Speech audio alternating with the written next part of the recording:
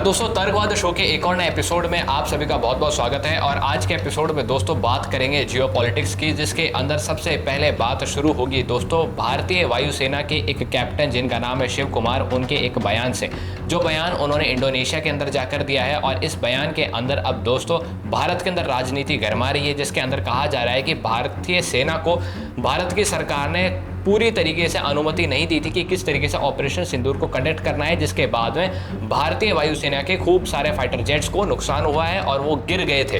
अब इसको लेकर हम पूरी तरीके से आपको बताएंगे कि आखिर इसके अंदर सच क्या है, हकीकत क्या है, क्या वायुसेना नौसेना इसमें बताना चाह रही है, क्या भारत सरकार का इसके अंदर स्टैंड है और उनकी स्ट्रैटेजी क्या है, और भारत का विपक्ष यहाँ पर कहाँ चूक रहा है। इसी के साथ साथ दोस्तों खबर लेके जाएंगे बांग्लादेश की ओर, जहाँ पर देखने को मिलता है कि बांग्लादेश के अंदर बीएनपी के एक पॉलिटिशियन जिनका नाम है फजूर अली, ये वहां पर एक हिंदू महिला का रेप कर देते हैं, उसके बाद उसकी वीडियो भी वायरल कर देते हैं। क्या कुछ बांग्लादेश के अंदर हो रहा है उसको जानेंगे समझेंगे। और खबर लेके चलेंगे दोस्तों रशिया और यूक्रेन के वॉर के अंदर, जहां देखने को मिलता है कि रशिया ने यूक्रेन के पास मौजूद यूएसए का F-16 फाइटर जेट को गिरा दिया है। क्या कुछ हो रहा है यहाँ पर ये भी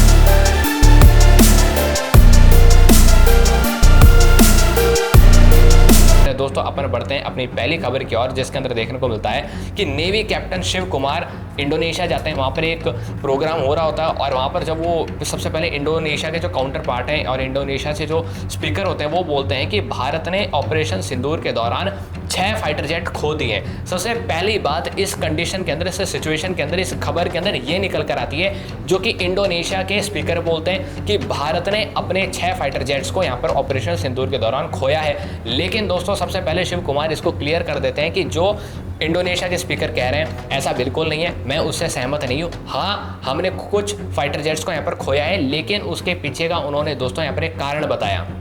उन्होंने कहा, यानी कि कैप्टन शिव कुमार जो कि इंडियन नेवी के कैप्टन हैं, उन्होंने कहा कि भारत के अंदर जो पॉलिटिकल लीडरशिप है उसने हमको कहा था कि आप सबसे पहले सिर्फ और सिर्फ आतंकी ठिकानों को अटैक करेंगे, आतंकी ठिकानों पर निशाना साधेंगे, उनको टारगेट करेंगे। आप सबसे पहले पाकिस्तान के मिलिट्री डिफेंस सिस्टम्स को और पाकिस्तान मिलिट्री को अटैक नहीं करेंगे। और दोस्तों उसके बाद में ये कहते हैं कि हमारी गलती यही हो गई कि हमने पाकिस्तान की मिलिट्री के ठिकानों को और उनके डिफेंस सिस्टम्स को अटैक नहीं करा, जिसके कारण उन्होंने हमारे फाइटर जेट्स को गिरा दिया। As brought out by Bapa Tommy Domtomo that India lost lot of aircrafts. I may not agree with him that India lost so many aircrafts, but I do agree that we did lose some aircraft, and that happened only because of the constraint given by the political leadership to not attack the military establishment or their air defenses.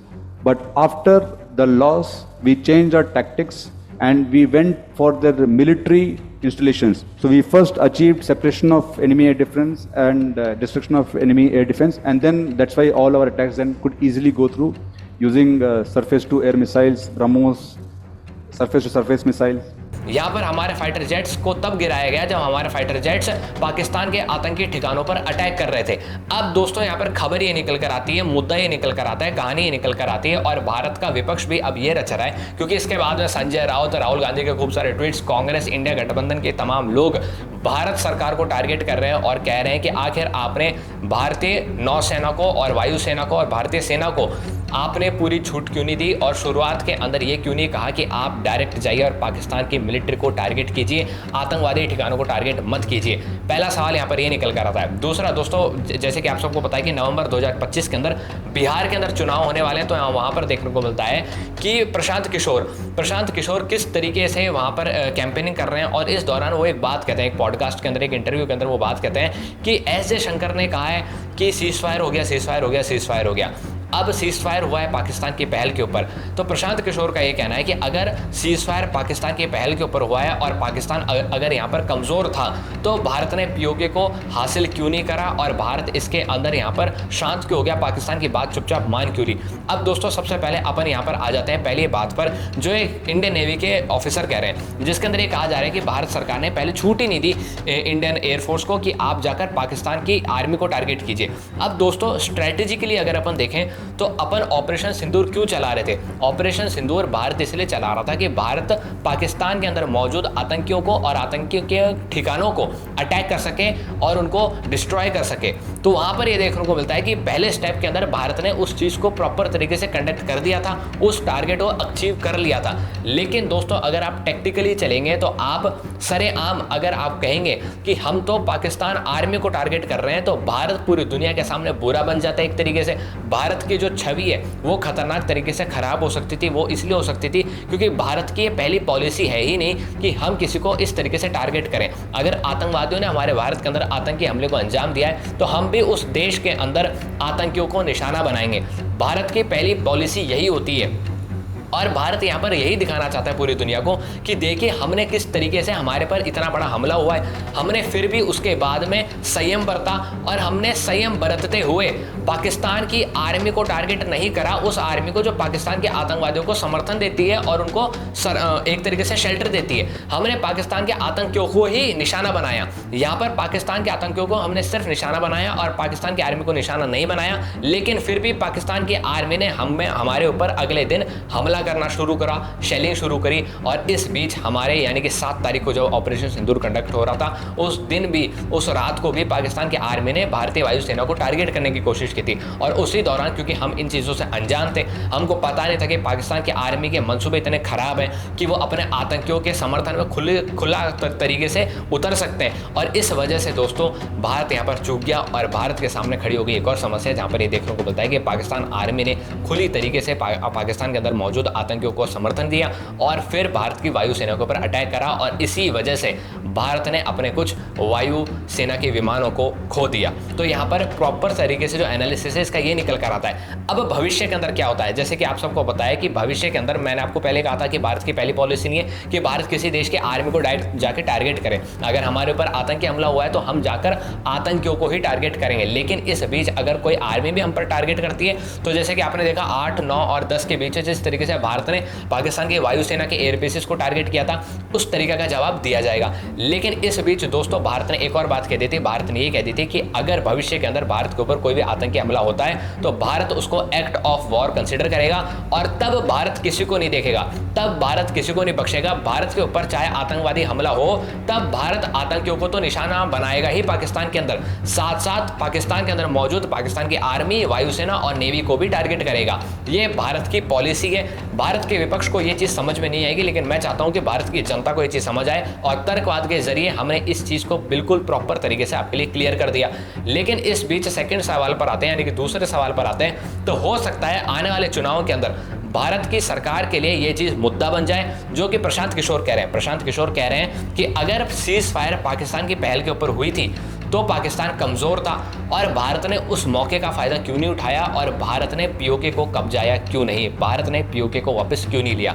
ये सवाल मंडरा सकता है मोदी सरकार के ऊपर खतरनाक तरीके से, और इसके पीछे मोदी सरकार क्या जवाब देती है, क्या क्लैरिफिकेशन देती है, क्या बहाना देती है, ये देखना रहेगा। लेकिन दोस्तों अगर अपन अपनी अगली खबर के ऊपर जाते हैं तो देखने को मिलता है कि बांग्लादेश के अंदर किस तरीके से रेडिकल इस्लामिक लोग वहां पर शरण ले चुके हैं। पाकिस्तान का इन्फ्लुएंस खतरनाक तरीके से बांग्लादेश के अंदर बढ़ रहा है, वो देखने को मिल रहा है। बांग्लादेश के अंदर BNP यानी कि बांग्लादेश नेशनलिस्ट पार्टी के एक नेता जिनका नाम है फजूर अली, वो सरेआम जाते हैं एक महिला के घर में, जो कि एक हिंदू महिला है, 21 साल की हिंदू महिला है। बताया जा रहा है कि उस हिंदू महिला की तबीयत भी खराब थी।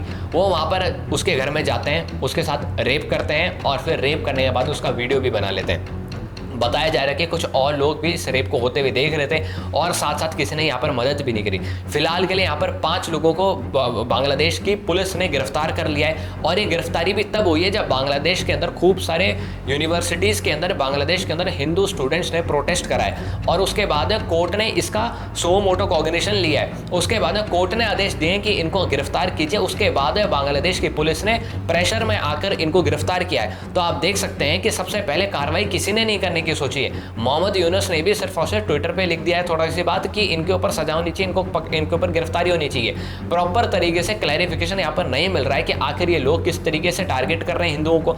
शुरुआत के अंदर कुछ समय पहले बांग्लादेश के अंदर हिंदुओं की जो आबादी थी वो मात्र 20% थी और अब घटकर 9% हो चुकी है। यानी कि बांग्लादेश अब दूसरा पाकिस्तान बन चुका है और पाकिस्तान में जिस तरीके से हिंदुओं की परिस्थिति है उसी तरीके से बांग्लादेश के अंदर अब परिस्थिति बनती हुई दिखाई दे रही है। साथ साथ देखने को मिलता है कि BNP यानी कि बांग्लादेश नेशनलिस्ट पार्टी, ये खालिदा जिया की पार्टी है। यहाँ पर 2 ही पार्टी थी, एक तो अवामी लीग जिसकी शेख हसीना थी और शेख हसीना को इन्होंने भगा दिया, शेख हसीना दिल्ली के अंदर है। अब दूसरी है BNP यानी कि खालिदा जिया की पार्टी। अब खालिदा जिया की पार्टी इसके अंदर है और ये जो नेता है जिस पॉलिटिशियन ने यहाँ पर रेप को अंजाम दिया है ये खालिदा जिया की ही पार्टी के यानी कि BNP का ये नेता है। लोकल लेवल पर इसका बहुत बड़ा नाम है, लोकली इसको बहुत लोग मानते हैं और जो इस्लामिक लोग है खास करता वो तो इसको बहुत तरीके से अच्छी तरीके से अल्लाह मानते हैं। इस बीच यहाँ पर ये चीज़ें देखने को मिलती है और क्या समझ में आता है, ये साफ साफ चीज़ें समझ में आते हैं कि बांग्लादेश इस वक्त एक हाथ के बाहर वाली सिचुएशन में, यानी बांग्लादेश के अंदर चाहे कोई भी लीडरशिप हो, बांग्लादेश के अंदर चाहे आर्मी हो, कोर्ट हो, पुलिस हो या मोहम्मद यूनुस हो, बांग्लादेश की जो जनता है वो बिल्कुल कट्टर हो चुकी है। उसके सामने अब कुछ नहीं आ रहा है, उसको किसी से डर नहीं है और वो खतरनाक तरीके से इस तरीके के घिनौने अपराधों को अंजाम दे रही है। आप क्या सोचते हैं इसके बारे में नीचे लिखिए और बांग्लादेश के अंदर क्या कुछ होना चाहिए ये भी नीचे लिखिए। अगर अपन दोस्तों आगे आने वाली खबर पर बढ़ते हैं तो देखने को मिलता है कि रशिया और यूक्रेन की जो वॉर है वो खतरनाक तरीके से आगे बढ़ रही है और ये रुकने का नाम नहीं ले रही है। इस युद्ध के अंदर साफ साफ देखने को मिल रहा है कि किस तरीके से यूक्रेन रशिया के ऊपर अटैक करता है, फिर रशिया यूक्रेन पर अटैक करता है, फिर यूक्रेन रशिया पर अटैक करता है और ऐसा चलता रहता है। इस बीच रशिया को तो चाइना, नॉर्थ कोरिया ये लोग थोड़ा थोड़ा करके सपोर्ट करते रहते हैं, यूक्रेन को यूरोप और अमेरिका ये लोग सपोर्ट करते रहते हैं, यानी कि पूरा वेस्ट सपोर्ट करता रहता है। इस बीच दोस्तों अमेरिका खूब सारी मात्रा में यूक्रेन को हथियार मुहैया कराता था, डिफेंस सिस्टम मुहैया कराता था, मिसाइल मुहैया कराता था और अपना F-16 भी मुहैया करा दिया। F-16 वो ये जो पाकिस्तान को दे रखा है। जब भारत और पाकिस्तान के बीच में युद्ध हुआ है तब भारत ने कई बार पाकिस्तान का F-16 गिराया है। अभिनंदन ने भी पाकिस्तान का F-16 गिरा दिया था, लेकिन यानी कि अमेरिका का दिया हुआ पाकिस्तान को F-16 गिरा दिया था। अमेरिका का क्योंकि ये ब्रांड है तो अमेरिका का F-16 अब गिर चुका है, अमेरिका इसको मानता नहीं था। लेकिन दोस्तों अब एक बार फिर से रशिया ने यूक्रेन के अंदर मौजूद अमेरिका का F-16 गिरा दिया।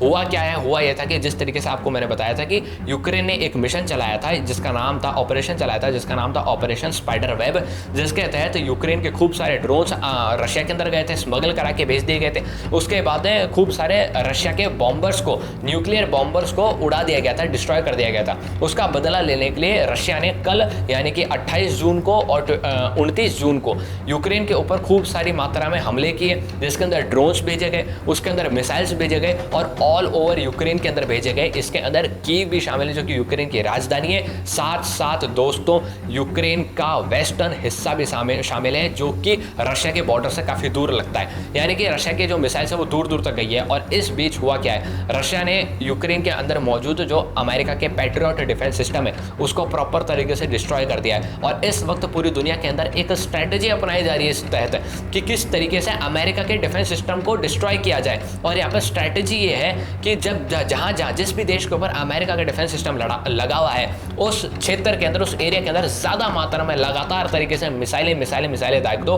वो डिफेंस सिस्टम कितनों को रोकेगा, 100 में से 99 को रोक देगा, लेकिन एक ना एक तो हिट करेगी। और यही ईरान ने इसराइल के ऊपर करते वक्त अपनाया था और अब रशिया ने यूक्रेन के ऊपर 28 जून और 29 जून को अपना लिया है। इस दौरान जब रशिया ने यूक्रेन के ऊपर खूब सारी मात्रा में मिसाइलें दागी तब कुछ मिसाइलों को तो पैट्रियट डिफेंस सिस्टम जो कि यूएसए से मिला है यूक्रेन को, उसने इंटरसेप्ट करके गिरा दिया, लेकिन काफ़ी ज़्यादा मात्रा में उसकी अब एफिशिएंसी गिर चुकी है। तो अब खूब सारी मिसाइल से स्ट्राइक डाउन भी हुई है और है ना स्ट्राइक करके उन्होंने यूक्रेन के ऊपर नुकसान भी पहुंचाया। इस बीच यूक्रेन ने अपना F-16 भी उड़ाया था और उस F-16 को भी रशिया के मिसाइल्स ने मारकर गिरा दिया। और अब ये खबर बन चुकी है पूरी दुनिया भर के अंदर, यूक्रेन के पास हथियारों की कमी हो रही है, यूक्रेन के पास डिफेंस सिस्टम की कमी हो रही है और यूक्रेन ने मांग करी अमेरिका से कि आप हमें प्लीज़ कृपा कर डिफेंस सिस्टम दे दीजिए, F-16 दे दीजिए, हथियार दे दीजिए और पैसा भी दे दीजिए।